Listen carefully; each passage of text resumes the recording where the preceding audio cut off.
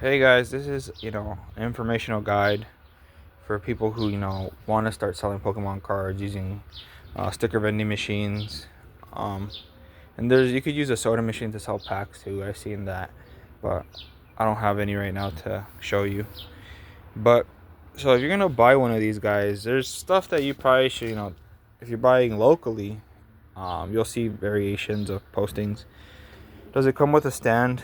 Um, if it comes with a stand, that's great.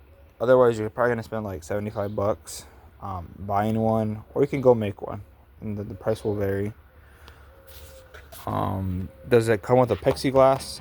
That's not really too expensive. It's like maybe $15 at Home Depot. You just you just cut it out yourself. Um, and yeah, you can buy like a little plastic knife thing, and you just keep cutting until it cracks open. Do all the mechanisms work? Otherwise, each of these are worth 25 to $45. And I guess, does it come with a lock? A lock and key. You don't want just a lock, because then if you don't have a key, then you have to, pretty much, you're gonna pretty much have to like pay somebody a lot of money to like rekey it. I don't think it's cheaper to rekey at this point. You just drill it out, buy a lock and key on eBay. I usually get them for like $25 after shipping. And then I guess, what color do you want it in, if you care. Some people care, like, that stands out a little bit. This is a royal blue. That's a purple. That's a red. I think this is deep blue, and this one's in just base paint black. And the color, um, what's it called? It matters to you. Like, do you like how it looks? Does it stand out to you? Um, and yeah, like, all of these, they're probably like about, let me see. I think they're like 4 feet tall, I think, in my opinion. And then, like, your hand is probably like 2 feet off the ground. So it's good for kids. It's good for adults. Unless you're like 7 feet tall, you're just taller than the machine. And yeah, and that's like the basic stuff. Like, does it come with a stand? Does it come with, all the mechanism working? Does it come with a lock and key, plexiglass? Because those are expenses. And I sell these for $200. I said, that's fair game, for what I'm doing.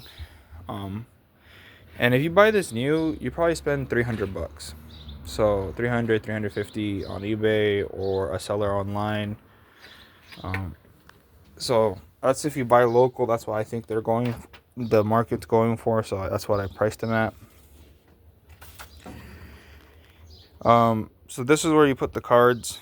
The more cards you have, the better, because the weight of the cards keep them down. If not, you just put like a little paperweight thing on top.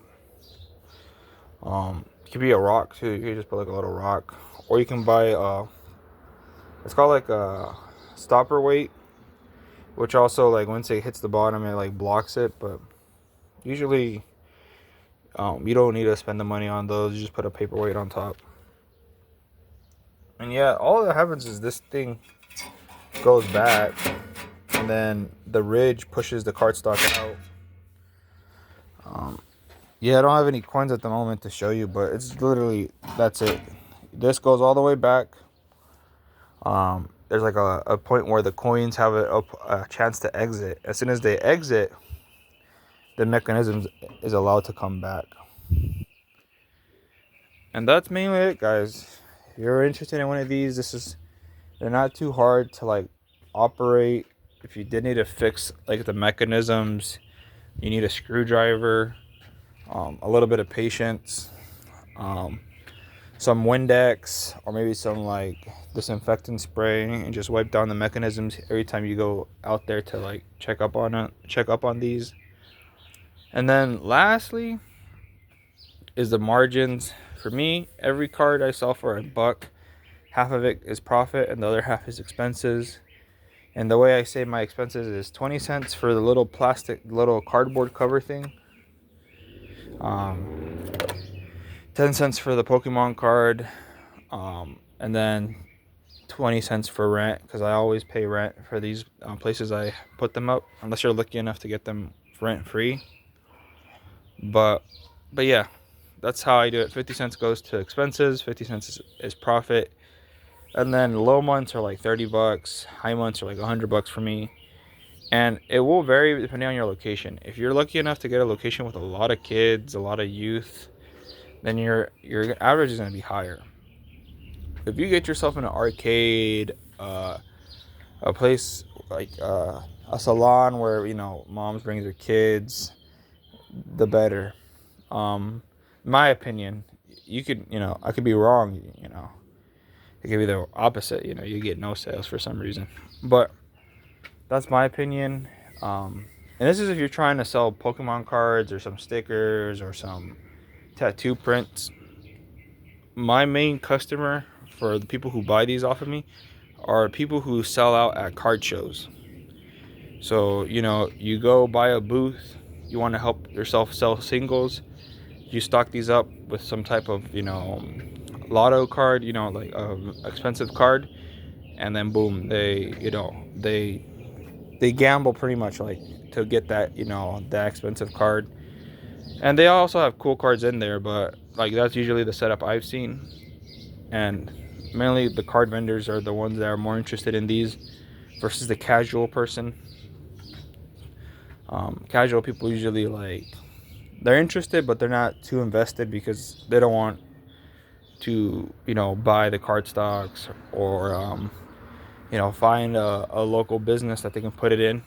But the card vendors sort of already have like that mindset, like, oh, I like the game, but I also want to make my income off of this not video. It is a video game. Pokemon has a video games, but you know what I'm saying. Like, I want to make income off selling Pokemon cards. So that's what I've so far collected through my experience of cleaning these up and selling them to the public here in Arizona. And yeah, that's, you know, a little walkthrough, and I'll keep posting videos as long as I have, like, not felt that I've been repetitive. But it's hard. I feel like I am being repetitive. But yeah, that's all the information I have for now, and good luck out there.